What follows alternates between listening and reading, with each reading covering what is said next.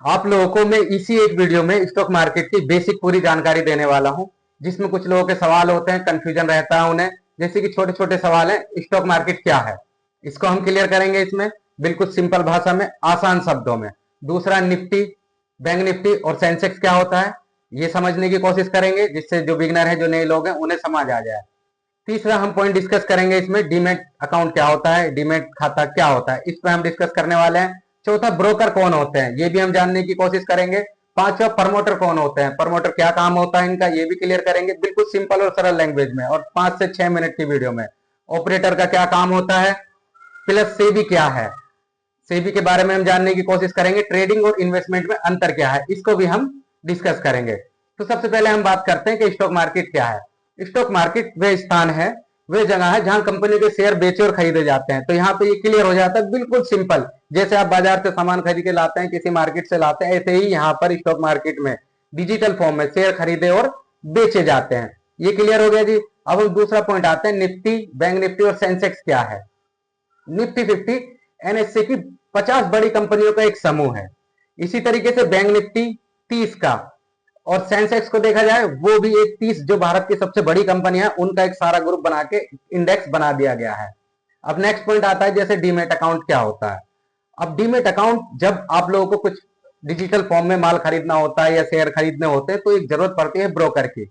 जैसे आपको कपड़ा खरीदने के लिए दिल्ली मार्केट जाना पड़ेगा, या सब्जी खरीदने के लिए सब्जी की मार्केट जाना पड़ेगा, उसी प्रकार डिजिटल फॉर्म में कोई भी शेयर खरीदने के लिए आपको जो जरूरत पड़ने वाली है वो ब्रोकर की। बहुत सारे ब्रोकर होते हैं, जो ब्रोकर एप्स होते हैं, ये हेल्प करते हैं कंपनियों से कि आप लोगों को शेयर खरीदे जा सके और इसमें आप काम कर सके। बहुत सारे हैं, जैसे हमारे, मैं किसी को प्रमोट नहीं करूंगा, एंजल वन है, ग्रो है, अप स्टॉक है, ये ब्रोकर एप्स कहलाते हैं, जिनमें आप माल खरीद सकते हैं या बेच सकते हैं। और इसी में चौथा पॉइंट आता है कि प्रमोटर कौन होते हैं। प्रमोटर वो लोग होते हैं, यह उन लोगों का समूह है जो किसी भी कंपनी की शुरुआत करते हैं, जिनके पास कंपनी के ज्यादा शेयर होते हैं, अधिकार होते हैं, उन लोगों को हम प्रमोटर बोलते हैं। अब इसी में आता है ऑपरेटर। ऑपरेटर का क्या काम होता है। ऑपरेटर ये बाजार को ऊपर ले जाने का काम करते हैं, प्लस नीचे गिराने का काम करते हैं। तो इन सबको हम लोग ऑपरेटर बोलते हैं। यानी यही वो लोग हैं जो बाजार को चलाते हैं, बड़ी क्वांटिटी में माल खरीदेंगे, बाजार को ऊपर की तरफ ले जाएंगे, और अगर वो सेल साइड में बैठेंगे तो बाजार को डाउन साइड की तरफ गिरा देंगे।